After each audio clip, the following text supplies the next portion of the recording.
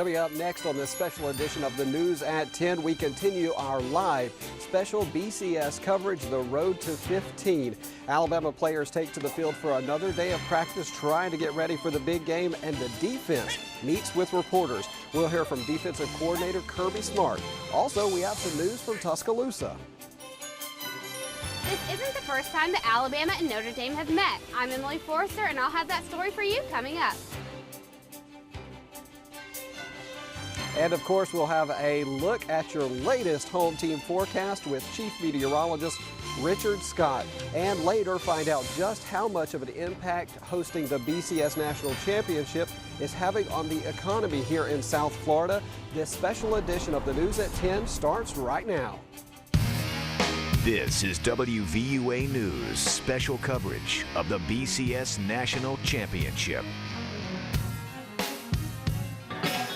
Friday night in South Florida, from Palm Beach to the Florida Keys. This area has a thriving nightlife, and right now, well, it's bustling with a lot of people here ready for that big BCS National Championship game. Welcome to South Florida. I am Daniel Sparkman. We are in beautiful Fort Lauderdale, Florida here tonight, bringing you much more special coverage on the BCS, the Road to 15. We are now less than 72 hours away from kickoff of the big game, Alabama versus Notre Dame. But you know what? We still have a lot of show to come tonight, tomorrow, also on Sunday, and a lot of special coverage for you coming up on Monday. But right now, we have some important news that we want to bring you starting off right off the bat. We're going to bring in Sports Director Gary Harris, who we've just confirmed some breaking news out of the Alabama team hotel, and not so much good news. Not good news at all. In fact, Daniel, Alabama, staying at the famed Fontainebleau Hotel on Miami Beach, known for its nightlife and nightclub and all of that, and evidently it's affected a couple of the Alabama players in a negative way. We have confirmed with two different sources, and now, of course, it's being reported on different outlets that Alabama has sent home freshman linebackers Dylan Lee and Ryan Anderson for officially breaking curfew. And Anderson had not played this season, was probably going to be redshirted. Dylan Lee has played some on special teams and a little bit on defense, had an interception in the Michigan game, but both of those players we have confirmed sent home to Tuscaloosa for breaking curfew. So even though they weren't probably going to play on Monday night, it's still not the kind of news you want 3 days out. Yeah, because it really makes you wonder if the team's really focused. And we'll have more on that coming up in Home Team Sports, in fact. And right now, though, we want to talk about the news of the day.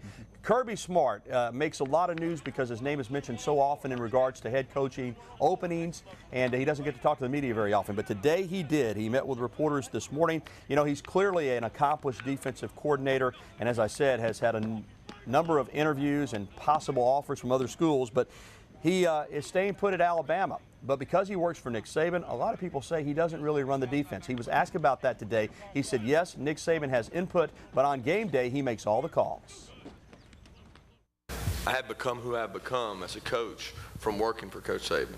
He does an outstanding job of managing our organization. There's nobody I could put him up against anybody in the country. His ability to facilitate that's great. He helps game planning on defense. He's a great mind in the room. Obviously, the play calling comes to me, and I call all the defenses. I have ever since I've been the coordinator, and that's just the way it is in our system.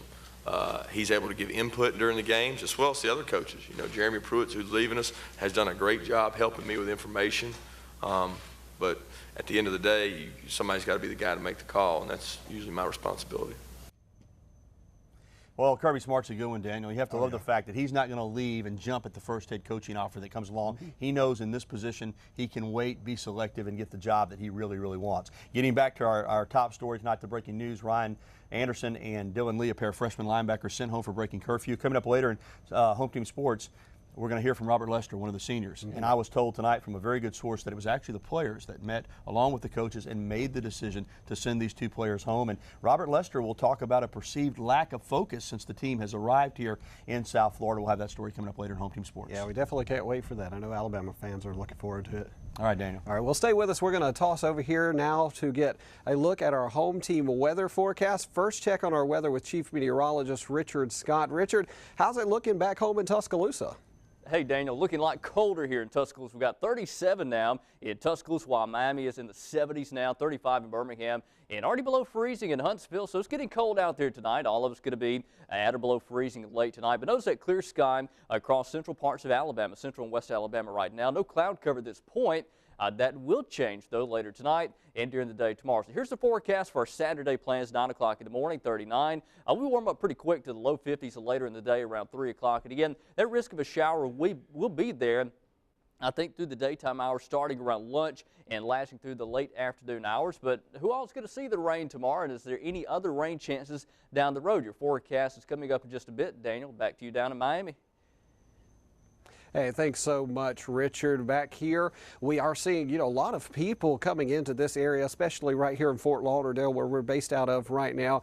Businesses all over the area are really enjoying this boom in business thanks to all of the people coming in for the BCS National Championship game. And they say that this year, or this time of year, really is their normal busy season for Fort Lauderdale, with temperatures in the low 80s. Most days, I have to say, I can understand why.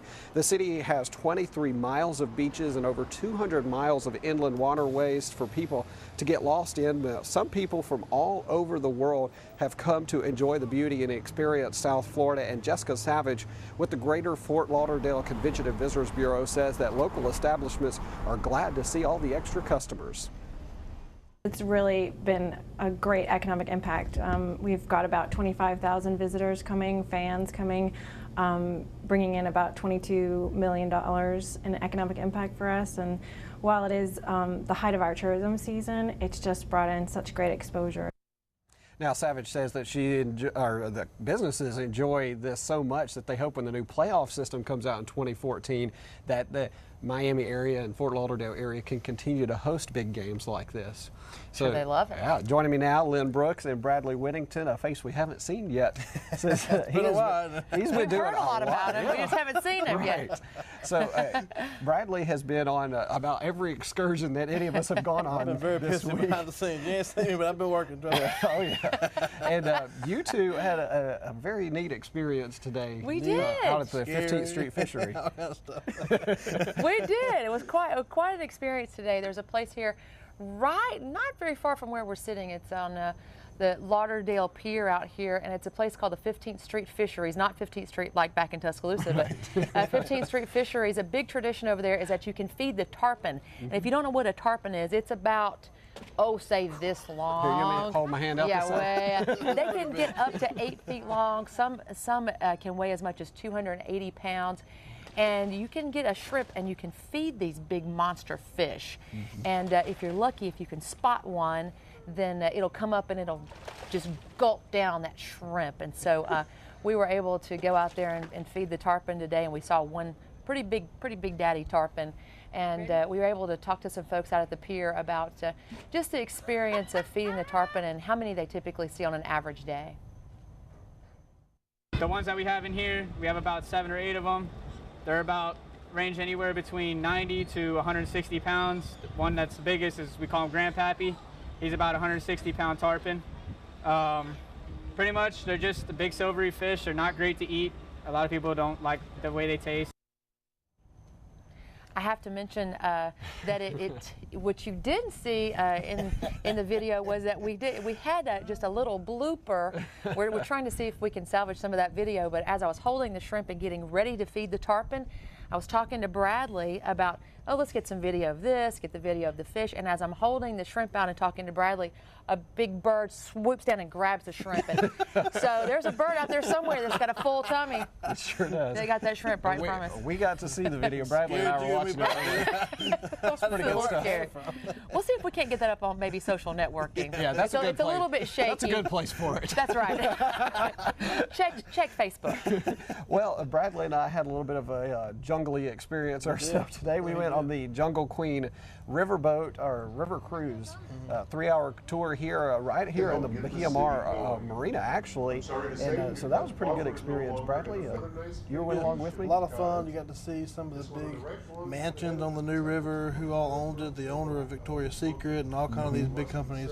So you got to kind of see how the people who make all the big bucks live, and nice houses and stuff that we hope one day. Sports fans might Yeah, we might. I don't know if we'll ever earn that much money.